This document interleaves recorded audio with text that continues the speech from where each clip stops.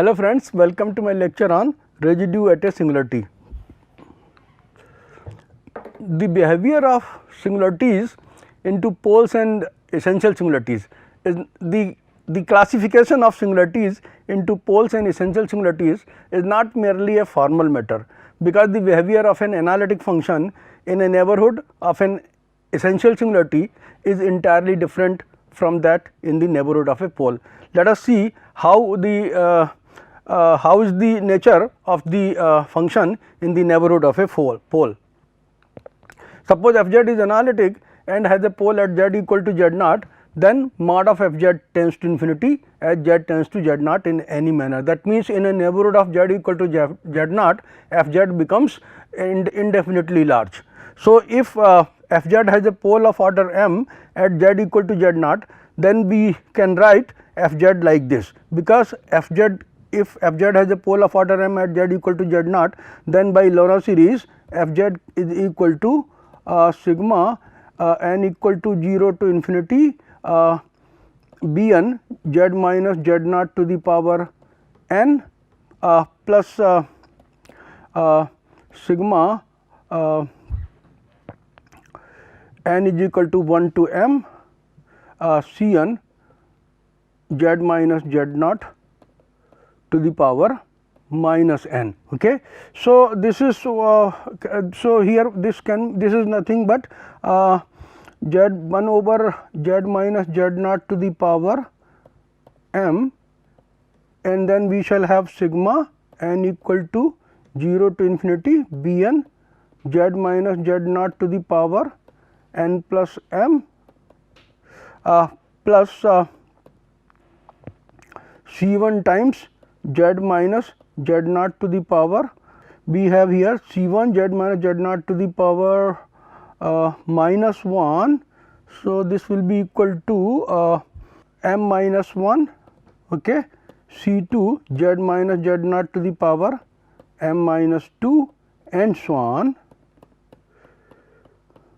c m minus 1 z minus z naught plus c m. Okay. So, we can write like this, okay, if f z has a pole of order m at z equal to z naught. Now, this is equal to z minus z naught to the power minus m into phi z, and phi z is this Taylor series. You can see here, and when n is equal to 0, we have b naught z minus z naught to the power m here. So, we can start with this cm minus 1 z minus z naught, then cm minus 2 z minus z naught whole square, then c1 z minus z naught to the power m minus 1, then the term in z minus z naught to the power m, which is b naught z minus z naught to the power m, then b1 z minus z naught to the power m plus 1 and so on. So, this is the expression inside the square brackets is a Taylor series of some function which we denote by phi z.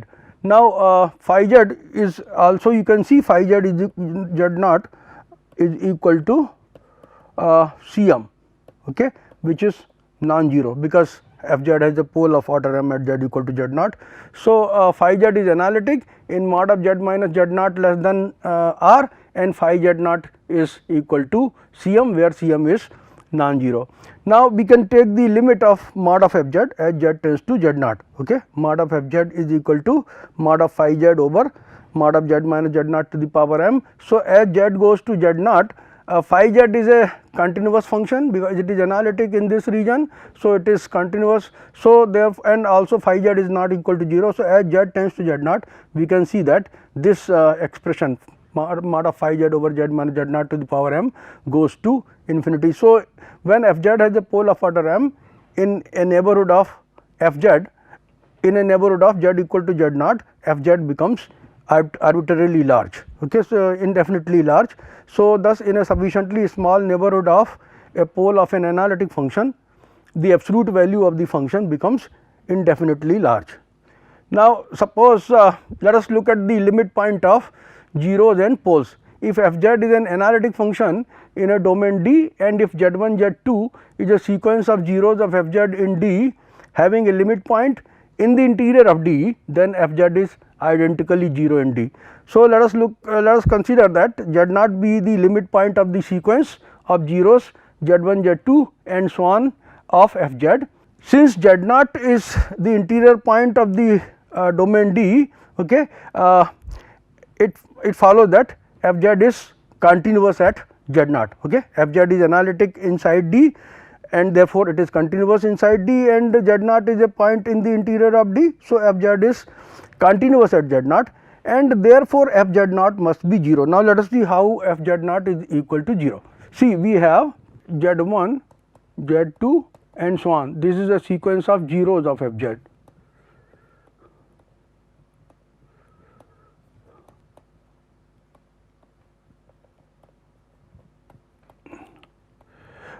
Okay, and z naught is the limit point of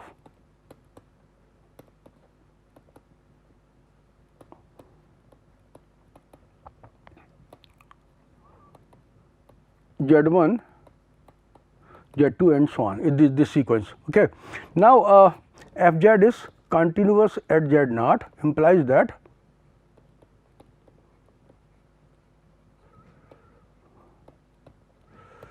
for a given epsilon greater than 0, there exists a positive number delta such that mod of f z minus f z naught is less than epsilon whenever mod of z minus z naught is less than delta. Okay. Now, for delta greater than 0, okay, for this delta greater than 0, we can find an integer n naught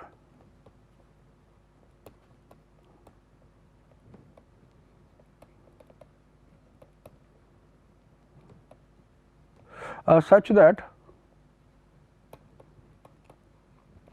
mod of zn minus z naught is less than delta for all n greater than or equal to n naught.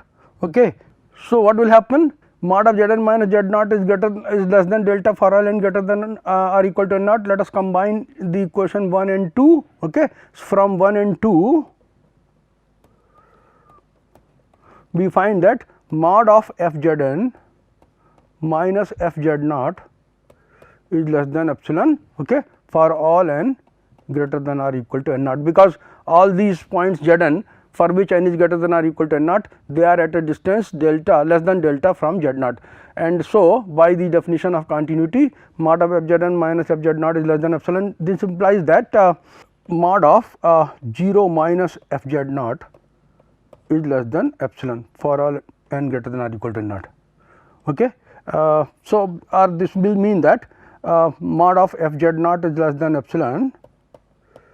Okay. So, this means that f z naught is equal to 0 since epsilon greater than 0 is arbitrary.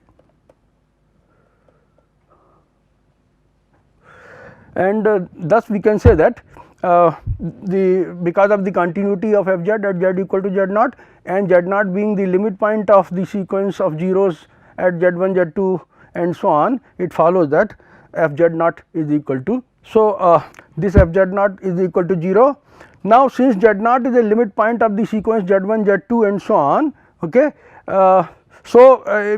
every neighborhood of z naught, okay, howsoever small b take, will have infinitely many points of the sequence z 1, z 2 and so on. This implies that z equal to z naught, okay, is not an isolated 0 of f z, okay. It is not an isolated 0 of f z and therefore, f z must be identically equal to 0. Okay.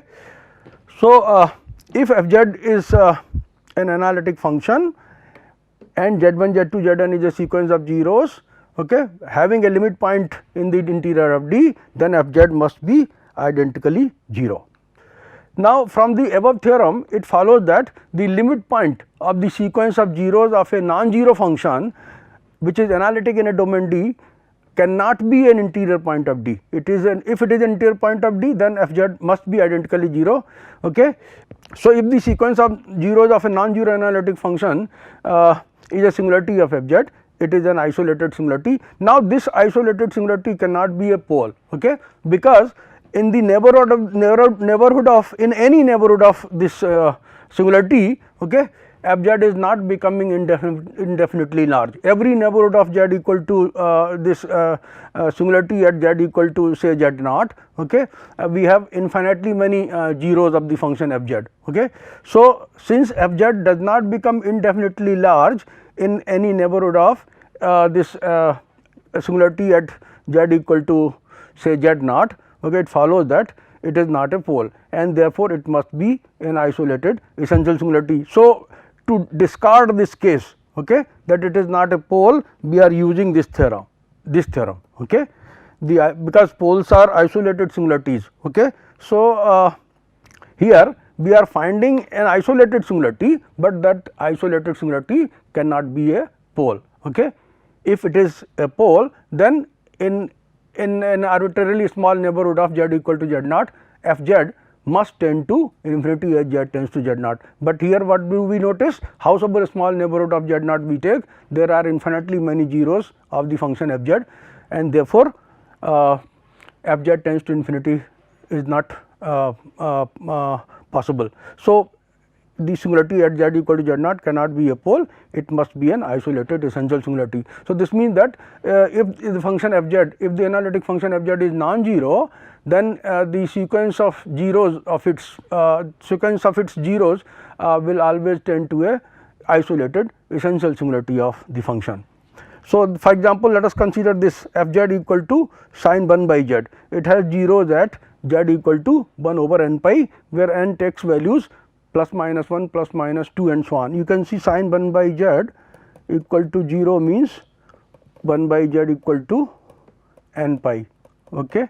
So, where n takes values plus minus 1 plus minus 2 and so on. So, z equal to 1 over n pi, where n is equal to plus minus 1 plus minus 2 and so on. Now, if z equal, let us consider the sequence z equal to 1 over n pi. Okay. For this sequence, the limit point is z equal to 0.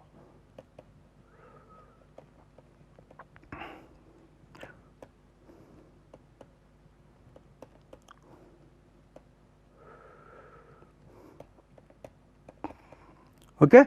Now, since sin 1 by z, okay, sin 1 by z is a non-zero analytic function, therefore, z equal to 0 must be an isolated essential singularity of sin 1 by z. Now, let us go to Picard's theorem, which tells us the nature of an analytic function in a neighborhood of an isolated essential singularity. So, an analytic function f z having an isolated essential singularity at z equal to z naught assumes every value with at most one exceptional value in any arbitrary small neighborhood of z naught. So, it means that if f z has an isolated essential singularity at a point z equal to z naught, then it will assume every value except at the most one value, okay, in an arbitrarily small neighborhood of z naught. Let us illustrate this Picard's theorem for the function f z equal to e to the power 1 by z. We are going to show that this f z equal to e to power 1 by z, which has an isolated essential singularity at z equal to 0, assumes every value in an arbitrarily small neighborhood of z equal to 0 except just one value, and that value is z equal to 0. We can see that e to the power 1 by z is never 0 for any complex number z. To show that, let us consider f z, let us multiply e to the power 1 by z by e to the power 1 by z conjugate. Okay. Then this is e to the power 1 by z plus 1 by z conjugate, okay, which is equal to e to the power z plus z conjugate divided by z conjugate, okay. And if z is equal to x plus I y, z conjugate will be x minus I y. So, this will be e to the power 2x divided by mod of z square. Z conjugate is mod of z square. So, this is x square plus y square. Okay. So, x square plus y square, and z is a non-zero complex number. So, this e to the power 2x over x square plus y square, this is a real function. Okay. 2x over x square plus y square is a real number. Okay. So, this is e to the power y, where y is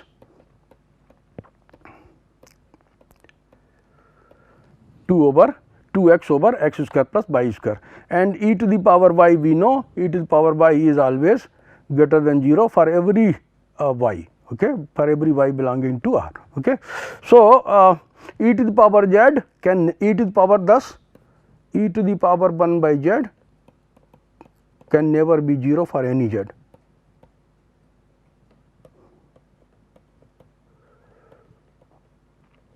For any complex number z, for any z not equal to 0. Okay. Now, let us show that it assumes every value, okay, in an arbitrary small neighborhood of z equal to 0, okay, except of course, can never be 0. Okay. Now, let us take let us say let z be equal to r e to the power I theta and c equal to c naught e to the power I alpha be any complex number. Okay. C equal to c naught e to the power I alpha where c is not 0, okay, be any complex number, then e to the power 1 by z is equal to e to the power 1 upon r e to the power I theta will be equal to e to the power 1 by r cos theta minus I sin theta. Okay. E to the power 1 by r into e to the power minus I theta is e to the power 1 by r cos theta minus I sin theta. Let us put it equal to c naught e to the power I alpha. Okay. This c naught e to the power I alpha. So, then equating the absolute values and arguments on both sides, you see we have absolute we have e to the power 1 by r cos theta, left side is e to the power 1 by r cos theta minus into e to the power minus I upon r sin theta equal to c naught e to the power I alpha. So, taking absolute values both sides, we find that e to the power 1 by r cos theta equal to c naught, and equating the arguments what we get, alpha is equal to minus 1 by r sin theta. Okay. So, now this equation gives you e to the power 1 by r cos theta equal to c naught, e to the power 1 by r cos theta equal to c naught implies that 1 by r cos theta equal to ln c naught. Okay. And alpha equal to minus 1 by r sin theta gives you what, r we can say cos theta equal to r ln c naught, okay, and sin theta equal to minus alpha r. Okay. So, sin square plus cos theta, sin square theta plus cos square theta is equal to 1. So, we can say that r square alpha square plus r square ln c naught square is equal to 1. R we can say r square equal to 1 by ln c naught square plus alpha square. Okay. And tan theta is equal to minus alpha r over r c r ln c naught. So, tan theta is equal to minus alpha over ln c naught. Okay. Now, let us see r can this r is the modulus of z. Okay. This r can be made arbitrarily small by adding multiples of 2 pi to this alpha. Alpha is the argument of this complex number c, and by adding multiples of 2 pi to alpha, this c will remain unaltered. Okay. So, we notice that we obtain r square equal to 1 over ln c naught square plus alpha square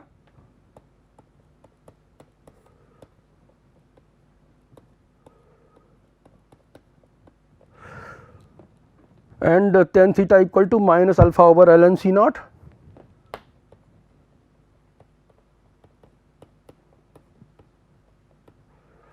okay, where we have taken C equal to C naught e to the power I alpha. Okay. Now, what we notice here that r can be made arbitrarily small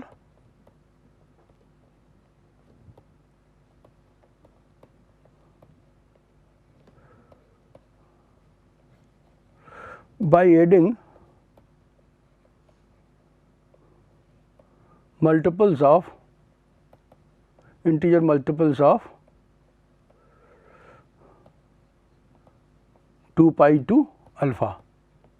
Okay. So, we can replace alpha by alpha plus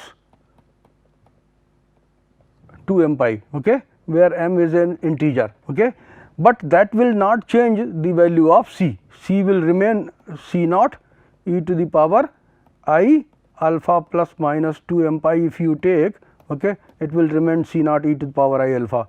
So, without changing the value of this is C. So, C equal to C naught e to the power I alpha again. So, without so C r can be made arbitrarily small by adding integer multiples of 2 pi to alpha, but C remains, leaving C unaltered.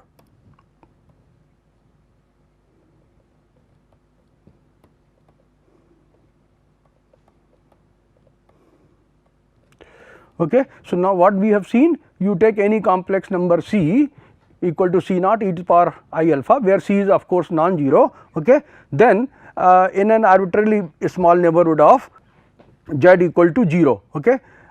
See you this r z we have taken as r e to the power I theta, okay. So, in an arbitrarily small neighborhood of z equal to 0, because when you take and you add integer multiples of 2 pi to alpha, then this r will go on becoming small, okay. So, r can be made arbitrarily small by adding integer multiples of 2 pi to alpha, and this gives you a neighborhood of z equal to 0. So, in an arbitrarily small neighborhood of z, okay, equal to 0, e to the power 1 by z assumes is an arbitrary complex number, okay. This is an arbitrary complex number other than 0. Okay, now let us go to residue at a singularity. Let f z have an isolated singularity at a point z equal to z naught. Isolated singularity means you can find a neighborhood of z equal to z naught in which f z does not have any other singularity. Okay, so then f z can be represented by a Laurent series f z equal to sigma n equal to 0 to infinity b n z minus z naught to the power n plus sigma n equal to 1 to infinity c n over z minus z naught to the power n, which this series converges in a deleted neighborhood of z naught. So, if you have z naught point here, okay, you can then you can find a neighborhood of z naught, okay, which is a deleted neighborhood. Okay. R is the distance of z naught from the nearest singularity of f z. So, in this neighborhood f z can be represented by the Laurent series given by this.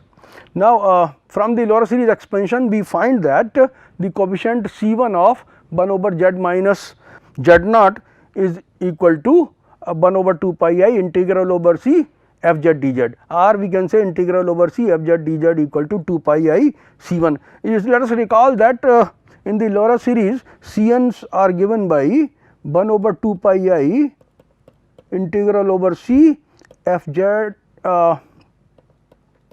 dz divided by z minus z naught to the power minus n plus 1, okay, and taking values 1, 2, 3 and so on. Okay. So, here if you take n equal to 1, okay, here n equal taking n equal to 1, what do you get? 1 by 2 pi I C 1, okay, gives you 1 over 2 pi I integral over C f z dz. Okay. So, when you take n equal to 1 here, you get the value of C 1. This C 1 is called the residue of f z at z equal to z naught. Residue of, and be denoted like this, residue of f z at z equal to z naught. Okay. This is the coefficient of 1 over z naught. You can see this is C 1 over z minus z naught, like that. The coefficient of 1 over z minus z naught is C 1 here. Okay. So, and this C is the simple closed curve. C is any simple closed curve which lies in the annular region, this one annular region, and encircles Z naught, that is Z naught lies in its interior.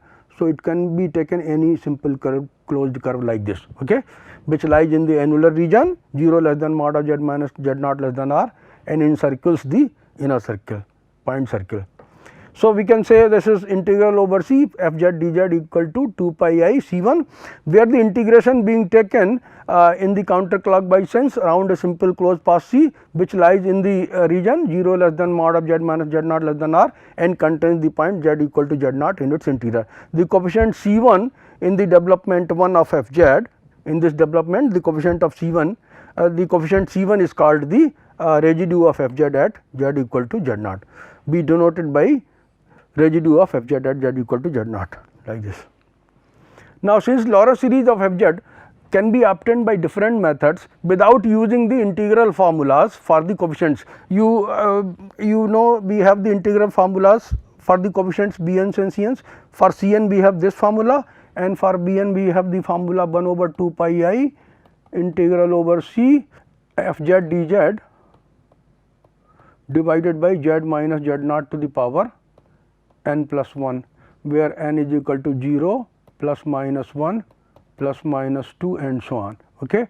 So, Laurent series of a function f z are obtained by different methods without using, rarely the formulas for the coefficients are used. Okay. We use alternate methods to find the Laurent series of f z in a given annular region. So, we obtain the Laurent series of the function f z by any alternate method, and then we determine the coefficient of 1 over Z minus Z naught in that, which gives us the value of C1. Then the integral of f z dz around the curve C is given by 2 pi I into C1. Okay.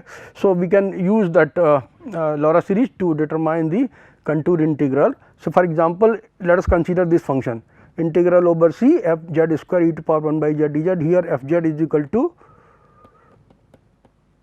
Z square e to the power 1 by Z, which we can write as Z square times, let us write the expansion of e to power 1 by Z. We know that e to the power Z is 1 plus Z square by 2 factorial, Z cube by 3 factorial and so on. So, replacing Z by 1 by Z, we get e to the power 1 by Z as 1 plus 1 by Z, 1 by 2 factorial Z square, 1 by 3 factorial Z cube and so on, which converges in the region 0 less than mod of Z less than infinity. So, here 1 plus 1 by Z, 1 by 2 factorial Z square, 1 by 3 factorial Z cube and so on, we get this. So, this is Z square plus Z plus 1 by 2 factorial, 1 by 3 factorial into Z, 1 by 4 factorial into Z square and so on we get. Okay. Now, this is the Laurent series of the function f z in the region 0 less than mod of Z less than infinity. Okay. Z equal to 0 is the only singularity of f z, and this is an essential singularity. You can see, because the principal part, this is the part which is sigma, this part is corresponding to sigma n equal to 0 to infinity b n z to the power n. Here we are taking z naught is equal to 0, and this part, okay, corresponds to sigma n equal to 1 to infinity c n z to the power minus n. Okay. So, the principal part contains infinitely many terms, and therefore, the singularity at z equal to 0 is an essential singularity. So, f z equal to z square e to power 1 by z has an isolated essential singularity at z equal to 0, and the coefficient of, now let us find the coefficient of 1 over z minus z naught. Z naught is 0 here. So, coefficient of 1 over z is equal to C1 equal to 1 by 3 factorial, which is 1 by 6. Okay. So, integral over C z square e to the power 1 by z dz will be equal to 2 pi I C1. Okay. So, 2 pi I by 6 and we get pi I by 3, okay, where the integral around C is being taken in the counterclockwise sense. Now, let us take one more example, say integral over C sin z over z to the power 4 dz. Okay. You can see that sin z over z to the power 4 can be expressed as 1 over z to the power 4, and we know the expansion of sin z, z minus z cube by 3 factorial, z 5 by 5 factorial, and so on. And this is therefore z over z cube, so 1 over z cube minus z upon 3 factorial, and then we have 1 over 3 factorial into z, okay, then 1 over 5 factorial into z, okay, and then we have minus 1 by 7 factorial into z to the power 3 and so on. Okay. Now, here you can see the principal part contains only finitely many terms. You see there are only 2 terms in the principal part, 1 over z cube minus 1 over 3 factorial z. Okay. So, since the principal part contains only finitely many terms, we have a pole at z equal to 0.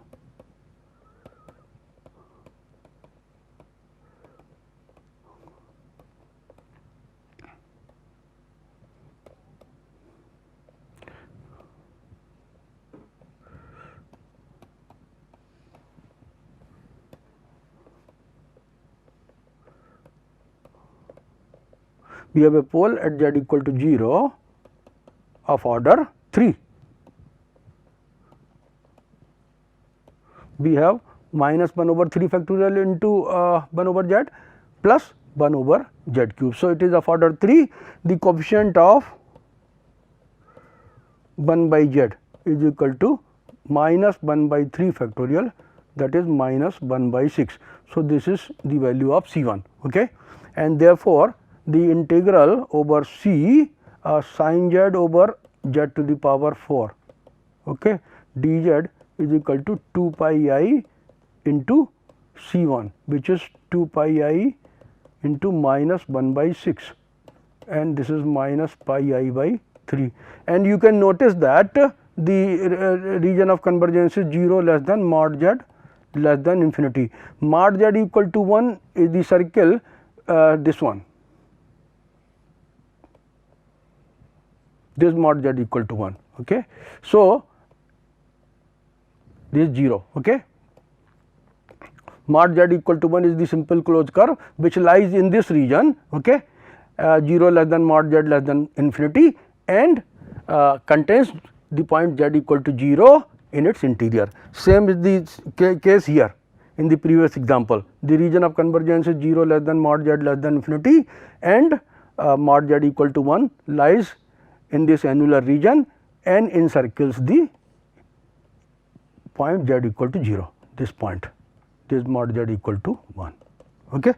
So, this is how we can use the Laurent series to determine a contour integration. In our next lecture, we shall study the residue theorem, okay, which will be an extension of this case. Here we have only one singularity inside the simple closed path C, okay. So, this method will be extended to the case where the curve C contains a finite number of singularities inside it, okay, and then it is a very simple and elegant method to determine the contour integration in case the curve C has infinite number of isolated singularities inside it. So, with this I would like to end my lecture. Thank you very much for your attention.